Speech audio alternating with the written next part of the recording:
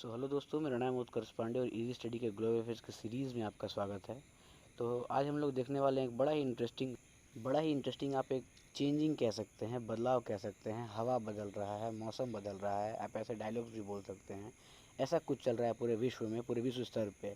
इसको आप डिप्लोमेसी भी कह सकते हैं। तो UNSC remove terrorist reference for Taliban, ये एक अपने आप में बहुत बड़ी बात है।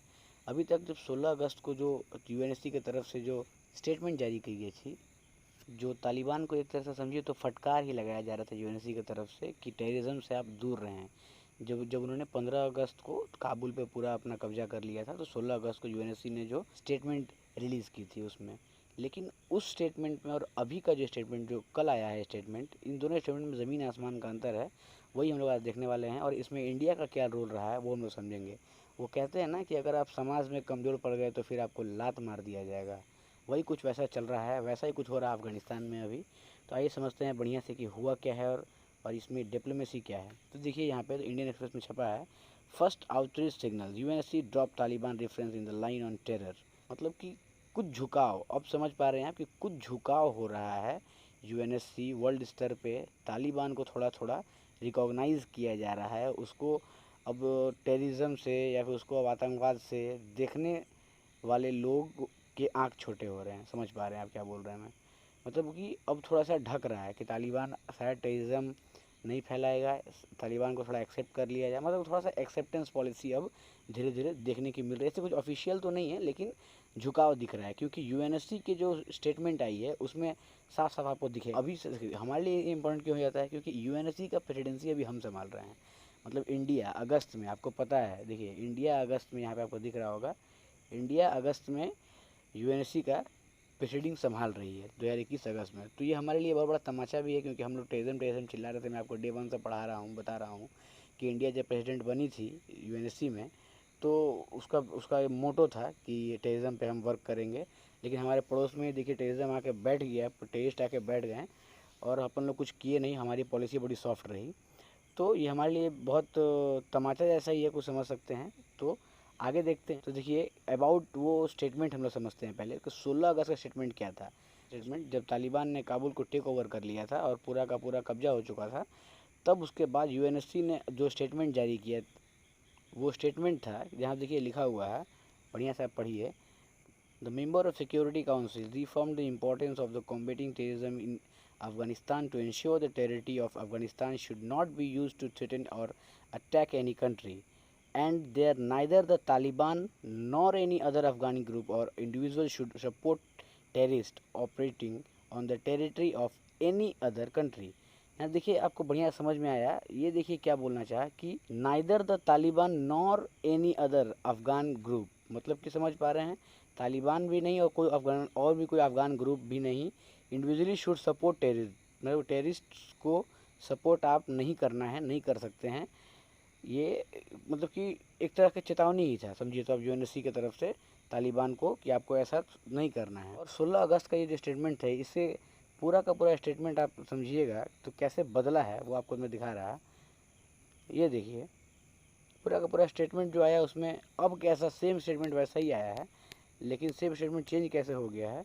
अभी का जो स्टेटमेंट आया है उसमें लिखा हुआ है कम्प्लीटली कि देखिए उसमें पैरा चेंज हो गया है।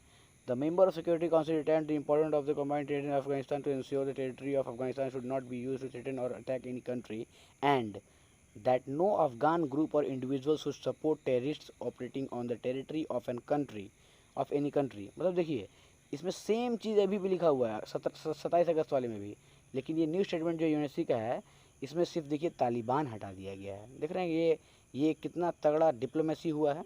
तालिबान इसमें से हटा दिया गया है। अब दैट नो अफगान, मतलब कि अब डायरेक्ट लिख दिया कि नो अफगान ग्रुप और इंडिविजुअल, मतलब कि तालिबान को इसमें से, इस रो से, टेररिस्ट के रो से हटा दिया गया यूएनएससी की तरफ से जो ये स्टेटमेंट जारी हुआ है इसमें।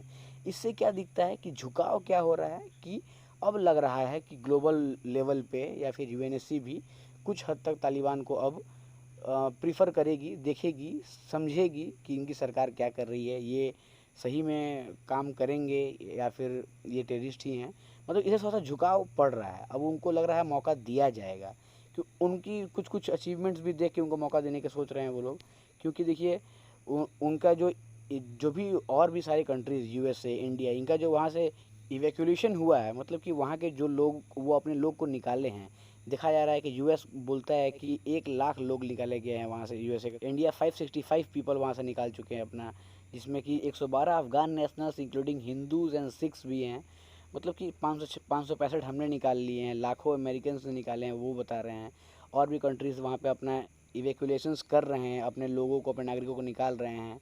तो और वहाँ पे इन सब में हेल्प पूरा कॉर्पोरेट तालिबान कर रहा है कि हाँ आप अपने लोगों को निकाल के ले जाओ। ये जो इवैक्यूएशन में हेल्प कर रहा है तालिबान, इस चीज़ को देखा गया है कि यहाँ पे ये लोग दहशतगर्दी नहीं कर रहे हैं और थोड़ा सपोर्ट कर रहे हैं। लग रहा था कि अब तालिबान भी अपने आप को थोड़ा पॉलिश करके लाया है।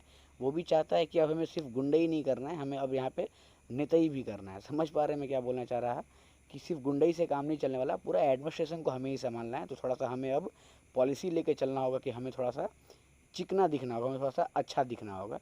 और अब ये इनकी पॉलिसी है कि अब ये ऐसे हो ही गए हैं, वो तो आगे चल के पता चलेगा।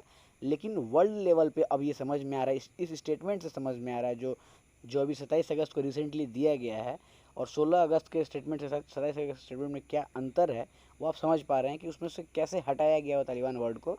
तो इससे बहुत कुछ समझ में आता है। ये इससे पूरे वर्ल्ड का डिप्लोमेसी, यूएनएससी का डिप्लोमेसी सब समझ में आ रहा है कि अब किधर झुकाव बढ़ रहा है। समझ पा रहे हैं आप। और ये जो स्टेटमेंट आया है 27 अगस्त वाला, ये क्यों आया है? ये तो कि जो वहाँ पे सुसाइड बॉम्बर के द्वारा जो वहाँ पे बॉम्बिंग की गई थी काबुल एयरपोर्ट पे, जिसमें बोला जा रहा है कि 12 यूएस ट्रूप्स मरे हैं, मतलब कि 12 से भी ज़्यादा ही कहीं कहीं बताया है, 16 भी बताया जा रहा है। और कितने लोग इंजर्ड हुए हैं। तो इस चीज़ का निंदा करते हुए, और इस चीज़ वहाँ पे जो बॉम्बिंग हुई है वो ISIS-K के द्वारा हुई है। ISIS-K और तालिबान में बड़ा कंट्रोवर्सी चल रहा है, बड़ा इन दोनों के बीच में टेंशन चल रहा है। और इस टेंशन को देखते हुए भी सोचिए कि तालिबान, अभी आपने वो न्यूज़ सुना होगा जो ड्रोन से अमेरिका यह दावा कर रहा है कि हमने ISIS-K के एक बहुत ही मास्टरमाइंडेड को ख़त्म कर दिया है। तो ये सब समझ पा रहे हैं कि तालिबान यूएस के साथ मिल के ISIS के खिलाफ लड़ रहा है। मतलब कि अपने इतना गहरा दुश्मनी है ISIS और तालिबान में कि अपने पुराने दुश्मन अमेरिका के साथ तालिबान मिल गया है और ये दोनों मिल के ISIS का खात्मा करने लगे हैं। ये आपको यहाँ पर सब कुछ दिख रहा होगा, क्योंकि ये जो एयरपोर्ट पे जो वो बॉम्बिंग हुआ सुसाइड बॉम्बर के द्वारा, वो ISIS के द्वारा हुआ था। और उसमें 12 से 14 जवान भी यूएस के मरे थे, 28 तालिबानी भी मरे थे। तो अब तालिबानी और अमेरिकन मिल के लड़ रहे हैं। समझ पा रहे हैं आप। और ISIS के आज का ये न्यूज़ है कि ISIS के एक बड़े शातिर खोपड़ी माइंडेड को ड्रोन के द्वारा यूएस उड़ा दिया है।